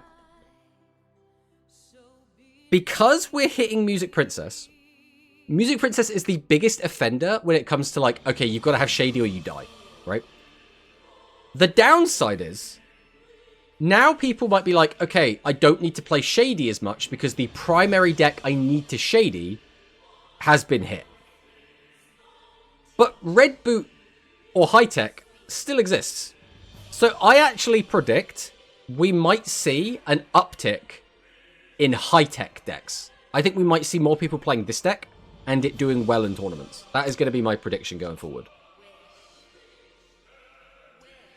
Yeah, heroes would be used in point battles. Exactly. Now I'm waiting for the execute skill buff. Again, it might never come. Do we want to be into Red Eyes meta for a 2-month period? Exactly, Andraco. Exactly. Like crazy. I know one was playing more than one. You barely ever got hit by it turn 1. But yeah, this is the logic, right? If we hit everything, then we end up in Red Eyes meta. What I would expect is the May product that we're going to get, whether or not it's a structure deck plus a mini box, maybe a selection. Who knows what we're going to get? I would expect that to have very powerful decks coming with it. In the same way we've had that as our May release for the last 2 years, they have been meta warping changes, right? Meta warping products. I would expect us to get something along those lines. And they are probably going to come out either at Red Eyes' power level or above Red Eyes' power level. That is what I'm expecting. Are you a top Red Eyes user, Tomato? I am a hero player, fundamentally. I played hero the entire way through the GRF. So, you know, hero is my bread and butter. Personally, I like the Red Eyes deck. I've played it a bit. I do think the deck is fun. It's quite easy to just, like, rack up wins playing this deck. I don't think it is... What's the best way to say this? I feel like the Red Eyes deck has too much served up on a plate for me to enjoy it. And by that, I mean, you have so many free ways to plus. You have so many free ways to access your bosses. You can, for the most part, just ignore Shady, which is also such a nice quality of life that a lot of other decks don't get. You have so many easy ways to pop your opponent's board and just get OTKs that Red Eyes, I'm not saying it's like completely skillless or anything like that, but I don't find it satisfying to play Red Eyes. That's how I look at it. Then again, let's be honest, guys, Hero isn't also a super satisfying deck to play. You just kind of spin plates until you can go double Shining Flare and kill your opponent. Which is, I mean, that's fun on its own, I guess. What I actually did end up finding out is the most common play I would make would be Shining Flare plus Burst. Burst, boost, Shining Flare, pop back row, attack for game. That was, like, the most common play that I would make. Wait, when's the next predicted Rush product release? So we should be having a deck build box in April. And then we should be having a much bigger drop in May. will be the Rovian Bandits with newer support, good skill plus support, modern support for anime deck we already have. I mean, that is very, very cope, but maybe. Tomato, can we expect Ember, the Hyper Assistant, as reprint in the next deck build box since we get more Pyro stuff, or shall I use my dream ticket for her? I mean, I could not predict the future, right? They might reprint it. If you're worried about it, just wait till next month, right? Unless you're really desperate to play the deck right now. Tomato be like, new noodle support, but it's not burn. I wonder what other strategy I could play. I have played Noodles. I played Noodles in like 6 tournaments. I played it in point battle rooms. I got okay results with Noodles. I like the Noodles. Correct information. I can't wait for next month since the dream ticket expires this month on the 31st. Well, what else would you get if not Ember? Like, again, you're asking the impossible, right? I cannot tell you if it is going to be in the deck build box. Is there a chance? Yes. Is it a high chance? I mean, maybe. But I don't want you putting it on me because because your card didn't come out. All right. So the other thing to take note of, if we go back down to the skill changes, is this now says if all of the monsters in your deck and extra deck are light attribute fiend monsters. Now, there are very few skills that actually bother locking our extra deck. But this is interesting. Why are they doing this? Why would they go back to a deck that doesn't use the extra deck and then lock us to fiend-like extra deck monsters? It's very strange. So first things first, the only 2 cards this is going to refer to is one Hunter of Titans. Now this card's pretty good. Made using Babysitter Goat. I mean, nobody plays this anymore. Descent of Titans. Nobody plays this anymore. Only 2200 attack, but we can shuffle a Fiend normal from our graveyard into the deck, so one of the materials. Destroy a Spell Trap. So destroying a Spell Trap is nice. This is kind of just like bad Ashura Star or bad Burst Wingman. It's just kind of bad. But, like, if you could get this for free, that would be neat, I guess. And the only other card is Fear Stute Fulao. So this is made using Fulao and Fulao. So we already have one of these, which is vanilla. During the main phase, that you fusion summon this card, special summon a Fiend-type monster from your graveyard face up to your field. So this is actually not bad for the Royal Rebel deck, right? Apart from the fact you have to play the fusion materials, and you have to play fusion, and the skill wouldn't help you out with any of that. You get a level 7 body, and the level 7 body can get you another level 7 or 8 body. That's not bad. That's not bad. If you could get this for, like, free. The problem is, even if we're planning to release these cards, which, like, maybe we are, why would we go back and change this skill to lock us into only summoning those? As well as, why would you ever try and summon them in this deck anyway? It's very strange. Better to have 4 than to be sorry. Real. I'll gamble that issue will be on the deckbook box, otherwise you will hear from my lawyer. Oh no. Sora predicts the 5th heavy metal reprint. I mean, could be. Do we have the Overrush and the non-Overrush alt art? World Premiere Rebel Contact Fusion Trust. Oh, that would be wild, but it's stopping them splashing the new Summon Skull fusions coming. So, I thought that as well. But the only way you would bother playing that would be if you could use Curse of Dragon, like the veteran Curse of Dragon, to summon it. But this skill locks you from doing that anyway, right? Because you can't play the veteran Curse of Dragon. Everything in your deck has to be a light attribute fiend type monster, so a dark dragon is not going to fly. So unless you were just planning to randomly play, because like we'd have to make a fusion monster, right? Let's look this up quick, right? So we would have to make, it would have to be a fusion monster, and it would have to be made of 2 light fiends. So what fusion monsters can we make using specifically light fiends? Because our main deck has to be light fiends. Yeah, so we do already have both these arts. What could we make? Like, am I going crazy? Like, we could only make Light Fiends with these anyway. Unless we're planning to have a way to, like, cheat them out. Just use Fusion for this is bad. Just don't use Fusion, and the skill don't give Fusion.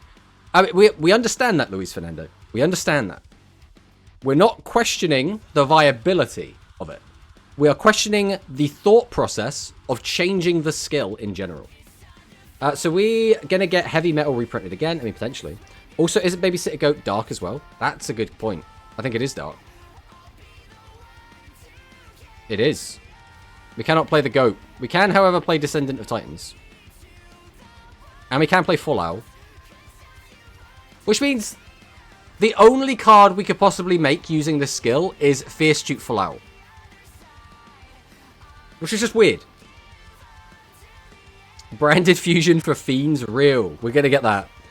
Way Too Dank, Duel Links, and Master Duels have a ban list today. Yep. Wow. Announced.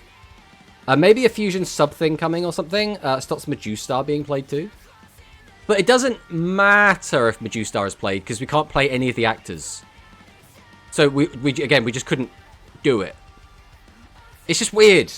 So this is the other card. So theoretically, we could be getting these two cards somewhere.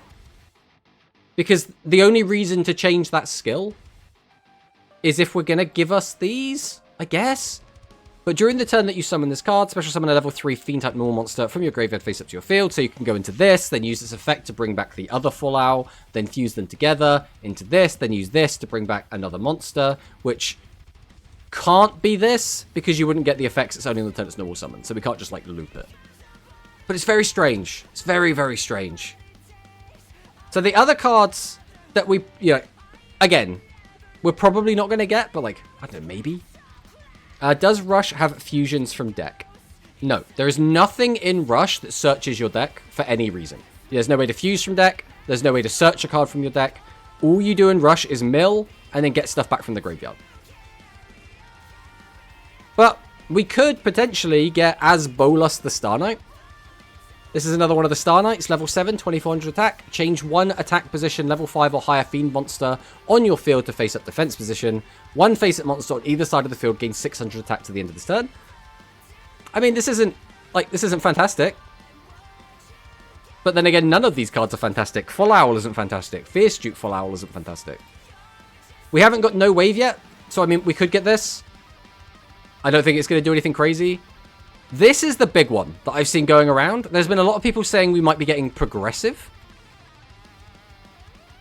I don't see it, personally. I don't think we're going to get progressive. I think they'd do more of a bit of fanfare. Imagine progressive comes out, and it's just in a deck build. That'd be so underwhelming. But during the turn that you normal summon this card by tributing a level 5 or higher monster, destroy one spell trap on the opponent's field. Then you could destroy one face-down card on your opponent's field. You can only attack with Fiend monsters this turn. What I could see is this coming out in the May update. That would make sense to me. The skill doesn't give fusion. Konami must be thinking about a contact. No way they expect Rebels to main deck skillless fusion. Yeah, but there isn't a contact. Right? And it would be wild for them to release a contact, because we don't have a new product coming out anytime soon that could have a contact in the OCG. The deck build, I guess, the 2 Full Owl plus progressive, plus the 3 pyros, that would be a pretty decent box. That sells it. I don't think we're going to get progressive in the next box. I mean, we could. I'm not going to say we're not going to get it for suresies, because Konami can do whatever the hell they want, right? I don't see it. But destroy one spell trap on the field, then you can destroy one face-down card on your opponent's field. You can only attack with Fiend monsters this turn. Very, very powerful card. This card did reinvigorate Royal Rebels in the OCG, and it's just naturally just a good card. This is just a good card. Royal Rebels are being buffed, finally. I mean, the skill's getting a buff. Maybe the Karibo fusion? The Karibo fusion isn't even light, though, is it? Like, we'll jump over here quick. So it would be Fiend, Light, Extra Deck. So these are the only two you could get. If we take away Light, now you still can't make a Bakuri bot because both the Kuri bots to make it are dark. We also can't make Archfiend Manifestation because it's made using a dark monster, and Summon Skull, which is a dark monster, right? So, like, I don't know what we're expecting to be making here. Karibot, this is a dark and a water monster. So, like, I really don't get it. I really don't get what they were worried about. It's very strange. Very, very strange. Karibo Contact Fusion? Yeah, but how are you summoning Karibot? We can't play Karibot in the deck because it's a dark monster. Karibo Fusion would be decent. Is Karibo light? It absolutely. Karibot is absolutely not light. So it's just weird. It's just very strange. But if we did get progressive, right?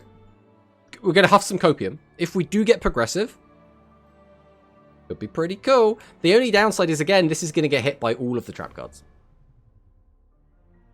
Just in case your monster reborn, the material from your opponent's graveyard. Bam. Now, Gunkan Suship Shari. We're now thinking with portals, okay? We unironically could see Monster Reborn come out in, like, the May update. Unironically, that is something that could happen. Now, is that likely to happen? I don't know. Would they bother changing the skill because of that interaction? I don't know. Konami wants your opponent to know that you play the skill due to the extra deck size. I mean, I guess. That's still a really weird reason to change it. Hello, Serena, as well. Hello, J-Strong, as well. It feels good to see Cringe die real. Light Fiend, are we getting Fiendsmith? Exactly. We're getting Fiendsmith and Rush. It's so weird. Yeah, they limit the extra deck, but there's literally no card we could summon otherwise. Exactly. Exactly. Surely Konami planning some Duel Links exclusive Fiend fusions? That would be wild. That would actually be wild. Monster Reborn came out last week. Did you forget? It absolutely did not come out last week. How dare you try and trick me? If we get progressive, we can main deck Curse. Ooh. I mean, you could do that. I mean, Reptiles never came. Reptiles can still come. I don't take that out of context. If we get progressive and the spell reduce level and search from the grave, the deck will be too strong. Nah, don't worry about that. Don't worry about that. Just let progressive be OP for a bit. Right, we are in an ad break. So we'll just let the ad tick down.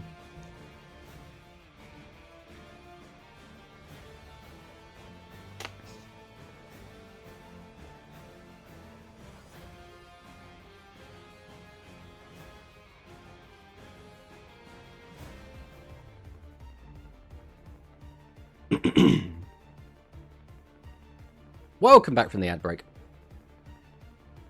So what fusion subs do we have outside of the Legend box? A Legend Boy. I'm trying to think, actually. Is it just Splame and the Noodle, like Noodle Art of Shiftery or whatever it's called? It might just be those two. Rip free to play bros after this ban list. First they kill Shino, now Bees. Was Bees free to play? Or Beats, I guess we should call them since they're Beatles. King's Return, yeah. Doesn't Konami release new cards during Golden Week?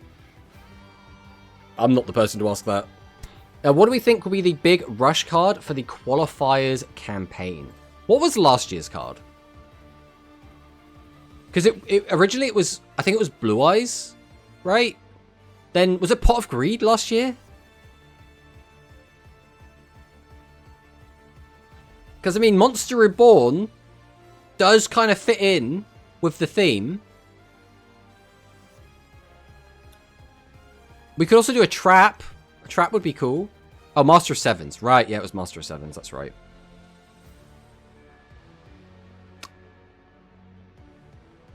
We could get... Because I would expect a Udius card. I'm expecting something Udius-y. So, I'm going to say we're going to get something light, something Galaxy. Something not released. We could get the maximum. I'm not sure if they'd want to give us 3 cards as a campaign reward, but we could get this maximum. If not, I could see us either getting Transamu Road Rhynac, I think would be a really good one, because this also kind of bridges sevens and Go Rush together. So I think this would be a really, really good one.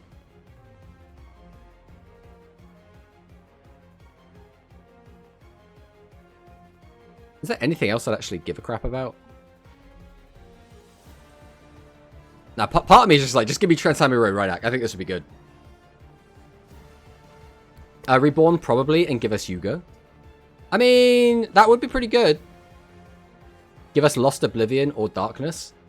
Darkness would be weird. I'm not sure Darkness would be a good fit for a Worlds campaign card. Maximum is real. Now, the Maximum is awful.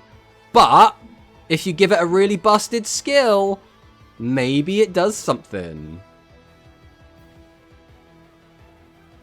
Buster? Wait, you want... What is Buster? Let me search here quick. I know Buster Blade. Is it just Buster Blade? Is that what we're talking about?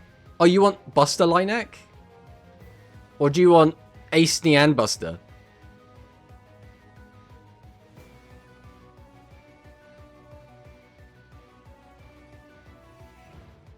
Bro, we need a skill that lets Udius and Yuga use 7's Road Magician and Linek fusions. Just imagine, right, that we actually did get a Transamu Road Rhynak as like a campaign reward. And we got a structure deck specifically for making this guy with its own skill. I think that would go pretty hard. Maximum could be released in a lifetime mission like Harpies. It could, but I don't even think the Maximum's like that good. I think you could just release this and it would be fine. Like it's whatever, right? This should be all fusion cards. Variable Sterilizer, Axel Wonder Dark, Phantasm Mask Master, Elemental Hero Prisma, Rare Dragorite, Mirroring Wyvern, it trains the Shadow Flower, Restrictor Splame. Those are just like name changes though. I guess that is sort of the same thing. But it's like Moondragon isn't in there, for example. Moondragon changes its name, and specifically has a line of text on it that says that it can be used in fusion summons as Red Eyes. Which I consider is more of a fusion sub, but Prisma just changes its name, so I guess we're just looking at name-changing cards. Dragiastar. What's wrong, Medicist? Are you okay? Do you want to talk about it?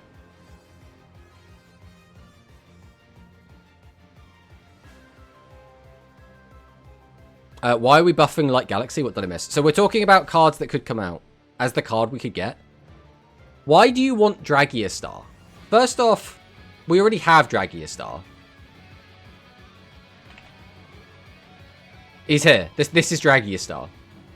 Now, if we're talking about the Dragiastar, that's a whole other question, okay?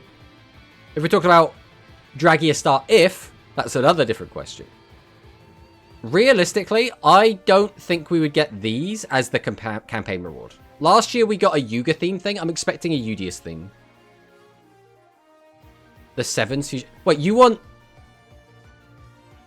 Are you saying 7 Geas? Because 7's Geas is not Dragiastar. 7's Geas Turbo is the next glue deck. Exactly. We have Dragiastar at home. Talk about 7's Geas. Yeah, I don't want 7's Geas. I really don't like 7's Geas, personally. 7's Geas is a deck that I did very, very well with in several tournaments. I never actually won, but I got second place a bunch of times with this card. This is glue. This is like the ultimate glue. I hate this thing so much. So it's made using 7's Road Magician, Multi-Shot Dragon Dragius. If we had a skill to help summon this, I think that was the thing that would like tip us over the edge. This card was really shit until we got the spell that actually fuse it from the graveyard, so it got like its own Miracle Fusion. But basically, you just put this on the board and you just win the game. That was how this worked. Now, that being said, this was before we had Compulse. This was before we had... I don't think Compulse matters too much. This was before we had Shiny Shady. The downside is, this card was originally played with cards that negated your opponent's back row. So, for example, Jinzo was quite commonly played with this. So you'd like slap down a Jinzo, and then you'd pop off, and your opponent couldn't stop you, right? We don't have Jinzo, though. We also don't have most of the cards that would deal with the back row. But it fits. It fits in that it's very 7's pilled. But, again, I'm expecting us to get something Go Rush related. But I could be wrong. I could just be wrong. It's been known to happen. We can get 7's Gears. We could get 7's Knight, the Multi-Strike Dragon Knight. I like 7's Knight. 7's Knight is cool. This is like 7's Gears, but not cringe. So send the top card of your deck to the graveyard. This card gains 500 attacks. It goes up to a whopping 3,500 attack. Can make up to 2 attacks on monsters. This card cannot be destroyed by card effects until the end of your opponent's next turn. I actually think this is a weird card to have a multi-choice effect. I'd rather these were just the same effect. Because, like, do you think having both of these effects would make this card too good? Because I don't think that would make this card too good. The problem is Wonder Fusion. Well, it's Wonder Fusion, or if we get a skill that simulates Wonder Fusion, right? If we got a skill that, like, cheat out a 7's Road Magician and a 7's or a Dragius from your graveyard onto the field in defense position, right? Anything to just make it easy would cause an issue. We'll just get Diskarma. Imagine. 7's Knight looks so bad. It is. This is a balanced version of 7's Gears. This is what it looks like. You might not like him, but this is what perfection looks like. But yeah, overall, I do not know. This was the other card we were talking about, but there's not really any reason to mention it. Doesn't really make any difference. Could be similar to the music skill, almost identical. Well, it could, and I would hate it.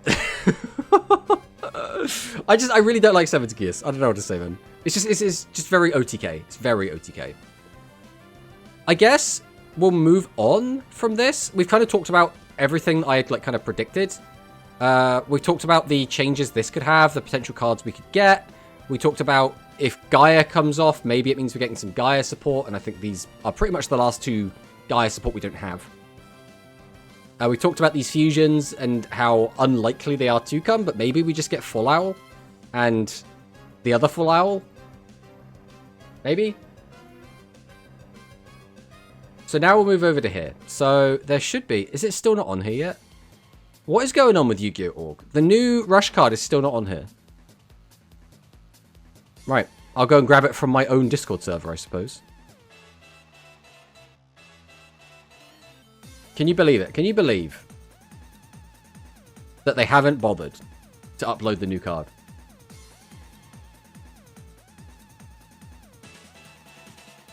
Honestly, making me go grab other bits and bobs. Ridiculous.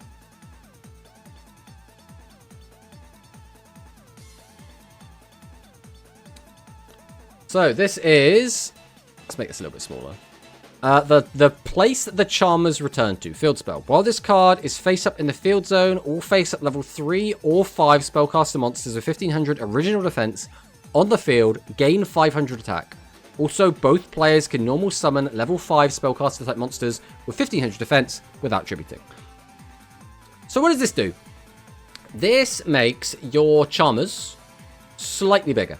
Now, unfortunately, we're not hitting any of the magic numbers with this, right? We're realistically going to make our, 1900 attack become 24. 24 isn't, super relevant. I don't think that's going to matter too much. The most important part of this effect, in my opinion, is going to be that we don't have to tribute to summon out our level 9s. But I don't know how relevant that's going to be either. So I don't know. I don't know how I feel about this card. I don't think this is going to be crazy good. But I could be wrong. The last Charmer card, yeah. I mean, I don't know. This seems underwhelming to me. I don't think, reading this, I haven't gone this is exactly what Charmers were missing. Finally, it's going to be a real deck.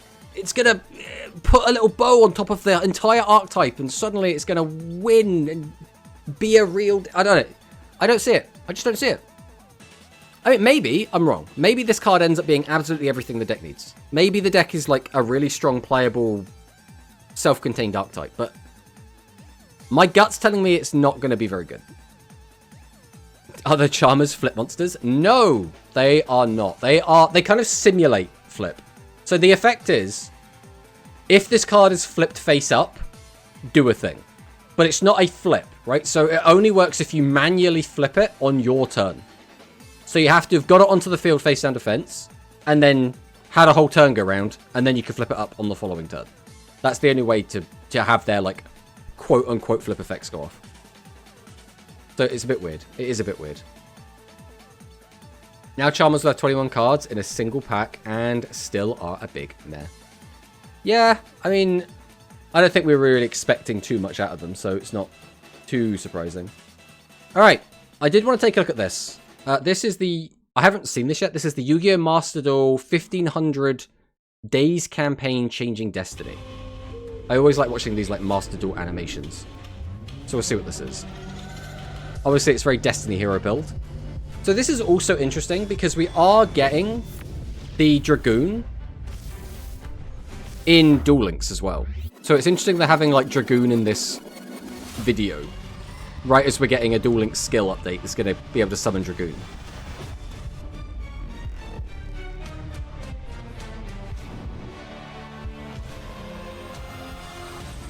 I assume this is already out in Master Duel, the Destiny Hero Collection.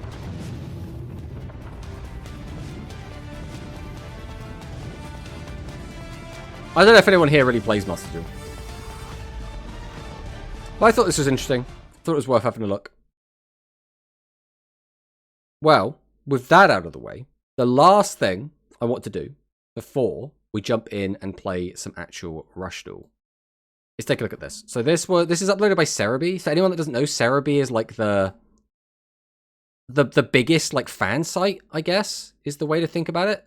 Could this go away, please? There we go. For Pokemon. So this is like the where you get all your Pokemon news sort of thing. Did you check the Master Duel ban list? No, it realistically wouldn't really mean anything to me. Hey guys, but I do want to watch this because we have been talking about Pokemon Champions. So I did want to check this out, see what's going on with this. I play Master Duel, but I don't care about Hero like at all. Well, there you go. And so this game has got quite a legacy to live up to. This game is being developed by the Pokemon Works and led by Game Freak, and is pretty much what it sets out to. So I'm hoping we'll get some new information out of this. That's what I'm hoping. Away from the main series titles. To preface this, I'm going to be approaching this preview from two different perspectives in one. From the perspective of Cerebi, looking towards all players and an analysis of how the game is as a game, and the perspective of a now retired VGC player who has played at over half a dozen national/international level. I assume this is Cerebi, right? Like the guy that runs the website. Like, I have no idea. Pokemon World Championships for the last 10 years. I don't know if anyone here is like a big Pokemon head or not. We got to play this game for over an hour, and it started with a simple tutorial which walked us through the game, through the single battles, the double battles, and Mega Evolution, and then got to battle some of the other people who were attending the event. The tutorial aspect is really good. It is so in-depth with tons of options that will help players come to terms with... Did you see Champions is a big middle finger to free-to-play players? Well, I mean, that's what we're doing looking at this. Because we watched the 6-minute video that came out before. But it was very, like... Seeing it, I am brought back to Earl's Pokemon Academy and Pokemon Stadium. None of it was like a nail in the coffin, right? It was all, you have to spend VP for this. It wasn't like, how difficult is it to get VP? Like, is it actually going to be a big issue or not? And that was what made me start to want to play competitively. The champions, yeah, half are hyped, half are divided because they think, I will get bare bones of Showdown. Yes, I mean, that's what I would expect as well. It's going to, I think if you're already playing Showdown, you like Showdown, I'd probably just stick with Showdown. How useful this is going to be to help to onboard new players into competitive. I didn't know the best Pokemon website had a YouTube channel. Neither did I. It does give a variety of rewards that can help you train your Pokemon in this game, and so they're still worth doing, plus it always helps to have a refresh on the fundamentals. The game's modes are fairly quite simple. Other than the tutorial, there is just the ranked battle, casual battles, and private battles. But either way, I'm going to give this a go when it comes out, so I want to see if there's any news coming out. Just the multiplayer. Now, I do feel this may be a bit of a miss, as they could have done content akin to... You get 200 VP if you win a match. You need multiple thousand to get one Pokemon ready. Yeah, but if you have like daily quests, then it's fine, right? It comes down to how much do you need to get a team ready to go. Really that much incentive for the more casual player to jump in and have a go. If it includes some more single player modes, more people would jump in with their teams to try the single player modes and then possibly carry that over to the ranked battle modes. I also saw the menu options for online competition. I also don't know if you actually get 200 for a win or not. Because I know you got 200 for winning the tutorial. I don't know if that counts. So, how do you get the Pokemon in the game? As like, if you just get 200 for a PvP win. From Pokemon Home, which is done within the game itself. And also, do you get 200 for a PvE win? I don't know. We know from the Pokemon Day reveal that the Pokemon you bring in can be edited here, but that won't carry back over to Pokemon Home. But the game will remember any edits you make if you bring it back. However, not everyone has that option and not everyone has all the Pokemon in their collections, so this game has to have a means for players to obtain Pokemon. Here we go. Enter the recruiting mode. Here, you'll go to a special roster So this is how I plan to play. I'm just going to be recruiting everything and see how it goes. Pokemon at a time to recruit. You can check the Pokemon and their stats and then decide to recruit them. Recruiting can be done in two ways. You can run a temporary recruit where you can borrow it for 7 days, but you'll be unable to edit it, or you can permanently recruit it with victory points or a quick ticket. Borrowing a Pokemon for 7 days and being unable to edit it seems like such a waste of time. Like, maybe you'll use that right at the start before you've got like a team built, if you're playing exclusively using the game. In my eyes, this is good, but I also do fear the potential monetization of it. While it has been made clear that there's no way to purchase victory points with actual money, the rolling of it just makes me a little bit nervous. That said, it is satisfying, and that's for another reason too. Shiny Pokemon can be obtained during this.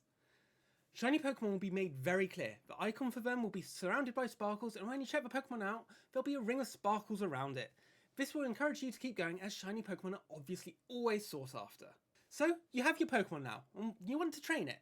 While most Pokemon will come with a basic level of training and moveset, customization is a key element to competitive Pokemon, and honestly, in Pokemon Champions, it has never been easier to do.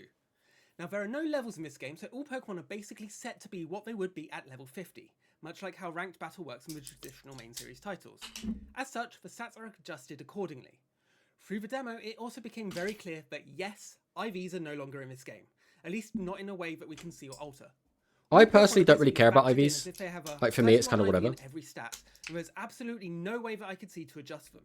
This is definitely going to be a point of contention, and definitely a subjective point of contention, as IVs were always something that many once scrapped, while others didn't. Now, while there are very, very few use cases for HP, defense, and special defense having less than maximum on its stats, attack and speed definitely did.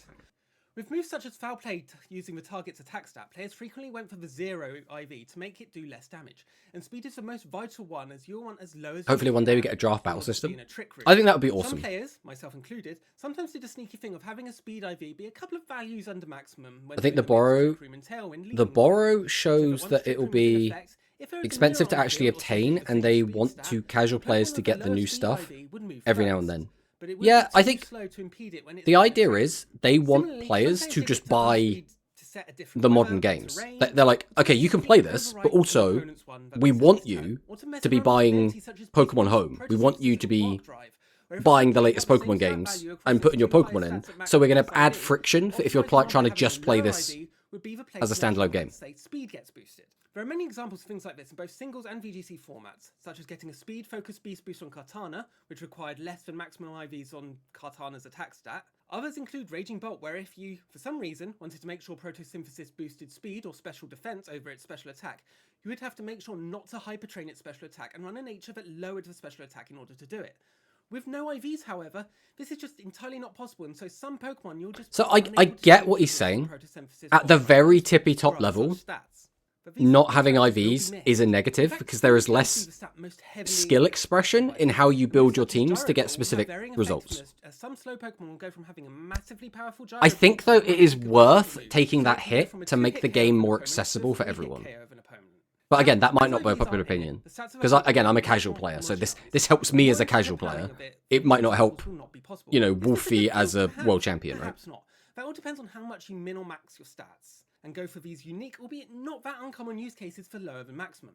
I personally am a little apprehensive about it, but I do get why it has been done, and why many may be happy about this. That said, if anything, I'd say that the method that Pokemon Champions uses for stat alteration would have been the perfect way to showcase how these niche interactions can happen, and give players a way to finally do it in an easy way that doesn't warrant a lot of luck. That said, the stats are not entirely without customization. As we've seen before, effort values are in, but in a slightly different manner. Rather than it being 8 effort points to get +1 in a stat, as it would be at level 50, this time it's literally just giving 1 stat point. You can put up to 32 in a stat and a total of 66 points in stat adjustment total, and the more you adjust, the more victory points it costs. This is basically displayed as a scale as well, so you can see the additions in real time in a visual way beyond just the number. This is quite possibly the best and easiest way they could have displayed it, and allowed for it to be edited. You can also change the Pokemon's move. However, rather than being a level up list, a TM list and so forth, there is just one big long list of moves. This did mean that it did take a little bit of time to find the moves that I wanted, but they could thankfully be sorted and filtered. So if you're looking Okay, you can filter them. I was gonna say, if there wasn't a filter, that's just dumb. That is just straight up dumb. My only wish is for the menu to be a bit smaller so more moves could be seen at once. It costs 250 victory points for each move.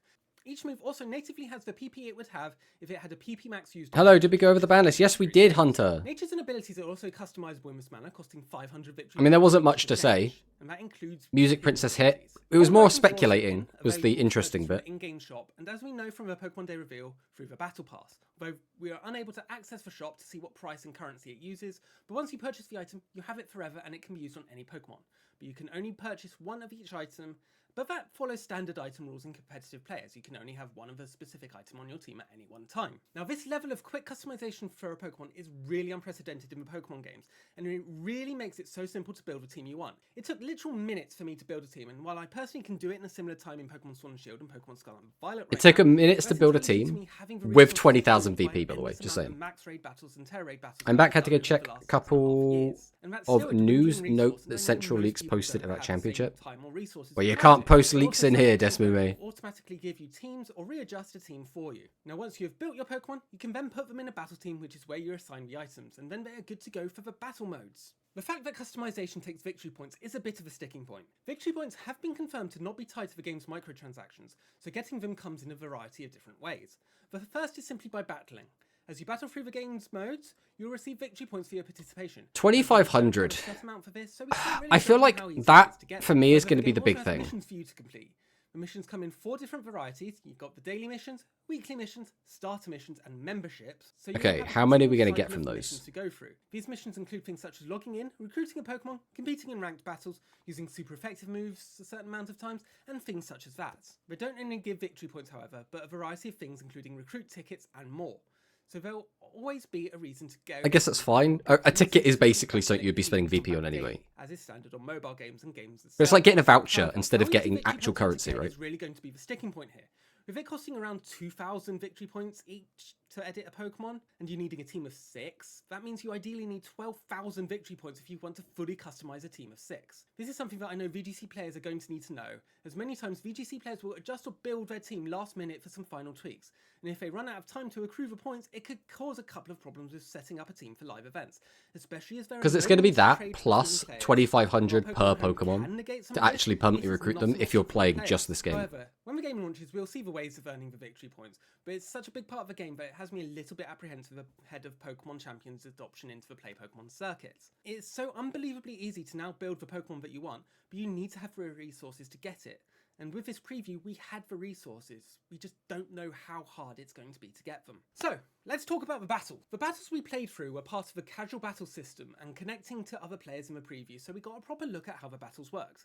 If you've played multiplayer battles in prior Pokemon games, then you basically know what to expect, as the fundamentals have not changed. If you haven't played them, then you basically go through the menus and select your Pokemon's moves. Are we actually describing how a Pokemon battle works right now? When the turn is over and all the Pokemon have had their chance to use the turn, you return to the menu to decide the next one until one player's Pokemon. I love the idea that there are people watching this that haven't played a Pokemon game before. There are definitely a fair few things to note. First, I mean, maybe there's some of you guys, because I'm kind of forcing you to watch this at this point. The nature of the game, which many argued came at the cost of the visual flair of the moves. In Pokemon Champions, their moves are a bit more cinematic in their presentation, which I know a lot of people have been asking for. The pop-ups for stat alterations and everything felt snappy, but unfortunately I was unable to test to see how it would run if, say, an ability like Anger Shell was activated. The only thing I noticed that made me a bit uneasy about the pace of battles was when I used a Mega Alakazam. I had set up Psychic Terrain and went with Expanding Force. I need to know how to play the only gameplay. At the same time, like it does with Blizzard and did in well, I mean, Scarlet and Violet. It instead ran the animation. You're not wrong. But, like, you could say the same thing about, like, Duel Links, right? To be fair. Like, everything around an actual duel is just set dressing, right? I hope this is because this was an early build of a game, but if it's the intended case here, then I do hope this isn't a recurring thing for spread moves, as that will elongate the battle somewhat and frankly does not seem necessary. Now, the most interesting change I noted was when I decided to look into the battle data menu during the battle. While for the last few generations we have been able to see data such as how many turns of Trick Room are left, what stage of stat is at, we never actually had the numbers given to us in an official manner. Here, I had a look at my Pokemon after it had been intimidated by an Incineroar, and saw that yes, its attack stat was reduced by 1 stage. But next to the arrow showing the stages down, it specifically had the number 0.67, presumably rounded, indicating the multiplier used on the stat. This is a huge win for accessibility, because even though the more hardcore competitive players know this stuff off the top of their heads, for new players they would not know what these stat boosts mean. Okay. Going to external I mean, that's fine. Now, the battle mechanics are the Again, same I'm in that class of people that already knows what it all is, so it doesn't really mean anything for me, but I like accessibility. Yes, I'm bitter, I lost to a sheer cold. The battles are definitely where the game excels, but with The mechanics did change from how switching in battle works to actual stat line of the Mega Evolutions from Pokemon Legends ZA to like some is UI going to shake changes. things up meta-wise. Everything else is basically how you know it and how it has been for a while. Also, while I wouldn't necessarily want to What do you confirm any mean additions or by removals that? for Do you mean Pokemon like if I get as that can change intimidated and I before swap the out, I'm going to can keep confirm that being Mega intimidated Dragonite even though I has swapped some out? multi-scalability and Mega Frostlass has snow warning. The game's presentation did actually surprise me a bit. While I was expecting endless menus for customization and all there was to the game, seeing all the characters from Frontier, the city the game is set in, adorn the menus in full 3D modelled animation was a nice touch and really brought some life to the game. And seeing the cool animation every time we reset Roster Ranch to look for new Pokemon was good too. Visually, the game does look solid. However, we were playing the Nintendo Switch version running on the Nintendo Switch 2. It's not perfect, as the visuals do seem to have a bit of a blur and pixelation from an upscaled resolution, but on the TV screen, it did look great. But despite this, it still looks good, and the game does use the Pokemon model. That's on his end. That's just in the video.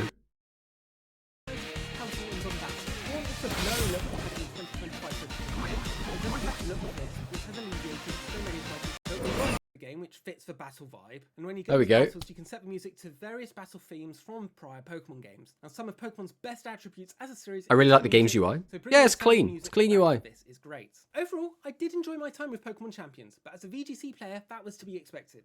The battles are fun to play, it's so simple to edit the Pokemon, and it's going to open competitive Pokemon up to a whole Professional video. I mean, I've made editing mistakes like that before, I right? do have some concerns about the ease of I can't usage, judge too much, and but from that, I was just getting like, the items oh, you need and Pokemon adjusted as you I thought a go. video would start But if playing they somewhere on aren't my that hard to computer. accumulate and you can get the items you need without endless hours of grinding or microtransactions, then we should be good. And while I wish there was so much There you more go. to do, That's my with takeaway as well. capacity, If we don't have to like create do an such a insane amount of incentive for new grinding, players to jump in, what the I'm game happy. does do, it does seem to be if doing. I have to do a This bit is of truly the grinding, most I'll successful begrudgingly version accept of it. competitive Pokemon If I don't have to do so far. any This grinding, I would be season becomes shocked. a platform for competitive Pokemon going into Pokemon Winds and Waves and beyond, with the continued addition of Pokemon and battle mechanics like Z-moves, Dynamax and Terastallization, which were teased with the Omni Ring artwork.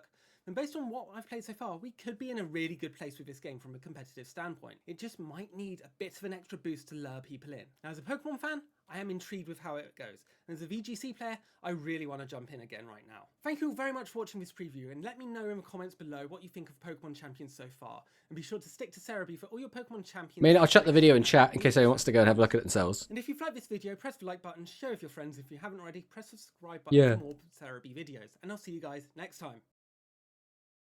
Hey, look at this guy. That's a crazy video right there. Whoa, that's probably worth watching as well, actually.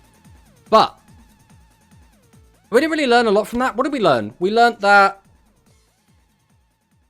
there's no IVs. We learned that there's some accessibility stuff. And we learned that it's not going to be cheap to, like, build your team. That's kind of what we learned there. I mean, I guess that's, like, fine. Tomato describes his own content. Exactly. I still, to this day, don't understand how the actual look of moves and idle animation, hit animation of the Colosseum is still better than every single Pokemon game up to date. So I'm happy they apparently, in Champions, did some small updates to the animations again. Yes. I'm in a similar boat. I think the animations in the older games did look better. But obviously, they were working with a much lower, like, poly count. They could rush stuff out a lot quicker. They had a lot less Pokemon to make animations for. Which does sound like making excuses, but it's just like, I kind of get it. I do think, though, they still should have had better animations than they did. Right, absolutely. Who is the huge princess, and why did they nerf her? Who even knows? It could be anything. We haven't watched the video. Maybe, you should go and watch that video, and then you can let us know. Alright. So the plan originally was to hop in and play some Duel Links. I have, however, got a really bad headache. I've just taken some pills, and I was hoping they would kick in, but they are really not. And I don't think I can stomach playing with a really bad headache. So I think we're probably just going to call it here for today, unfortunately. I did really want to play some Wind. We will be doing that next time instead. Again, usually I don't like stopping the stream like an hour early, because it kind of sucks. But again, I don't want to try and force myself to be entertaining and to try and play the game when I've got really bad headaches, so I'm not going to bother doing that. React to the video. No, we're not doing that. What's happening Sunday? So the plan with Sunday is to play Yu-Gi-Oh! The Sacred Cards. It's a little Yu-Gi-Oh! RPG that released on the Game Boy Advance. It shouldn't take too long to beat. I think it's going to be like a 3 to 6 hour game. So I think that is going to be the plan. We're going to play through that. It's going to be a nice palate cleanser as a non-Duel Links game that isn't like Digimon RPG 70-hour experience, right? It'll be a nice palate cleanser for that. So that is going to be the plan. That is what we're going to be doing. Tomato, are you going to play the Kadal mode? What is Kadal? What is Kadal mode? I'm going to Google Kadal.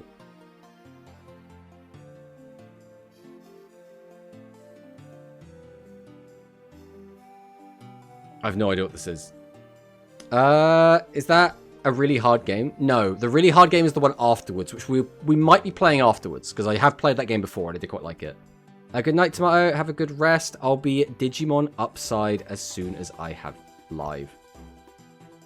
I'll be Digimon Upside as long as I live. Digimon Upside. Digimon Upside. I don't know what that means. Yeah, for me, it's not even about the graphic. It's purely the detail of animation. Something like they flinch when hit, or Spoink falling, and then Pearl rolling when KO'd. I love in Colosseum. Yes, absolutely. Yu-Gi-Oh! Sacred Cards Cardle Mode. What is Sacred Cards Cardle Mode? Is that like a mod? Sacred Cards Cardle Mode. Cardle Rebalance is a popular fan-made ROM hack of the GBA game created by Cartle. Oh, it's Cartle. Designed to increase difficulty and improve game balance. Now, we're just going to play it vanilla. We're just going to go vanilla. Tomato is like my wife. As soon as the yapping is over, she suddenly has a headache. Yeah, that's going to happen. Giving better cards to your opponent is quality of life mod. New gacha for Digimon. Oh, yes, Digimon Up. Of course, the new Digimon Up. Yes, we went over that last time on stream as well. But I don't know if there's anyone to raid into.